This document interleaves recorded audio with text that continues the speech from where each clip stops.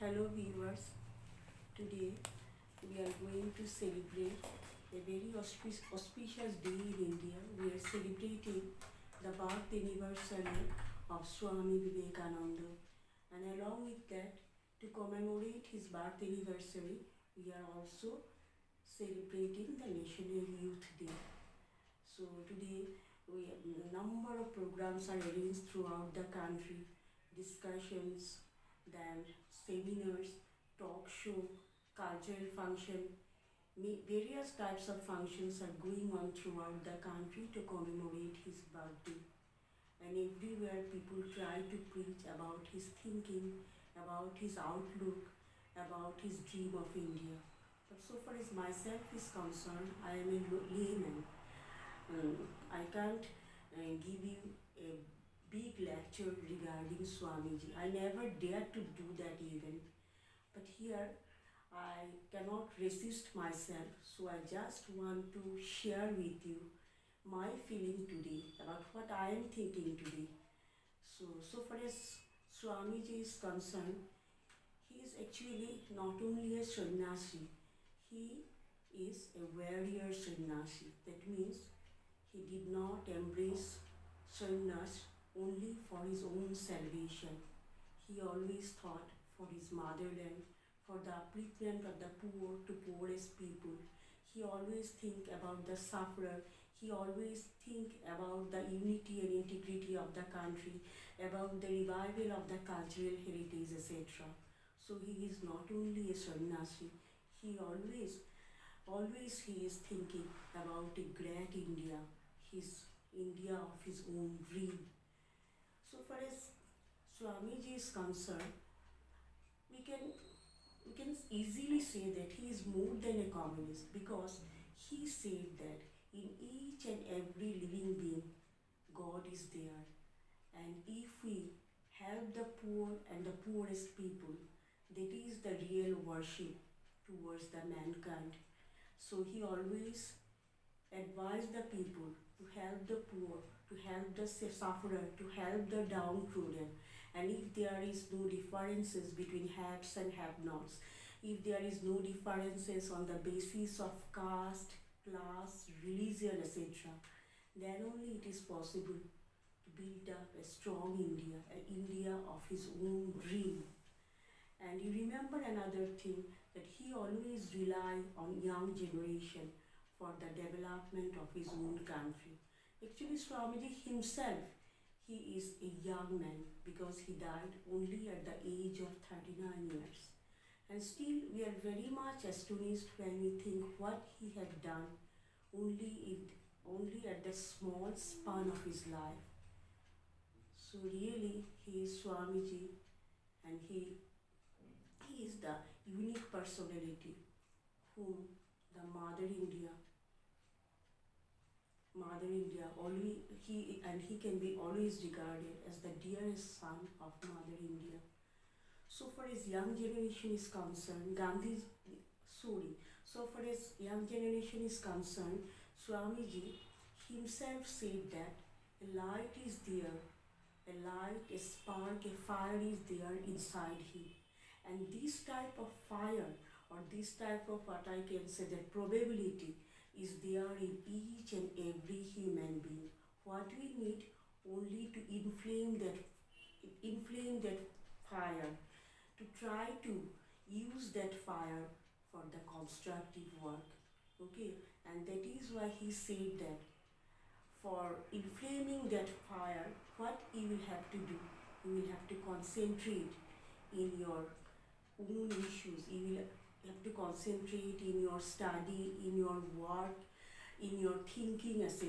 Concentration is a must, and along with that concentration, your motive should be always pure. If your motive is pure and you can concentrate properly, you will develop, you will become successful in each and every stage of your life. And if that type of band of young persons are there in India, India will become a strong, really become a strong country, and it will really able to revive its own cultural tradition, own civilization, and it will become really and important country among this world. So that is the dream of Swamiji, and he always asks the people, especially the young people, to come forward to work for the motherland. And for that, he never asks them to embrace sannyasi. They should not embrace sannyas. He never asks them to give up their family life and to work for their own salvation. He only said that you need sannyas. Here, sannyas means abstention, to get rid of only those things which are detrimental for their mental and physical health. Only that things are needed. You need concentration. You need, your motive should be always pure, and you should have to get rid of all those things. You should have to abstain from those things which are detrimental for you and for your own country. So today, a childish dream is coming in my mind. What happened in India?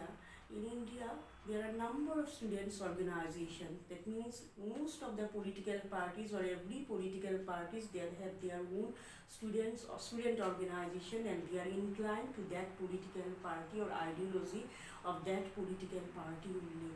And so there is a division among the young generation, among the youth. They are fighting for nothing. They are fighting for false ideology. So if it is possible that in India we can able to build up a student organization or student regiment which only think about Swamiji's ideology, who always try to implement Swamiji's ideology, who always follow the advice of Swamiji's ideology, I hope that they can able to establish a country which Swamiji always cherished to be there. So that is a daydream. I know that is a daydream. It is not possible that all the young generation boys and girls, they will come together, they will give up their own political ideology, and they will just follow the instruction of Swamiji. But if that become true, if my dream become true, then only it is possible for us to establish a country which Swamiji always cherished for. So I am not sure that it is only a daydream or a childish thinking on my part, but I just request all of you to think about that, whether it is possible or not, to establish a regiment in the name of Swami Vivekananda, who are only following his ideology, and almost all the young generation people join in that regiment by forgetting their own ideology. Most of the ideology, some of the ideology following by our young generation, which we are generally adopted from foreign countries, which are not even natural with our Indian soil, and sometimes we are actually only following the instruction of our political leaders. So please, for some time, if we give up our political inclination and join together for build up the nation, I will think that will be a great day for India. So thank you today for hearing my lecture. Thanks again.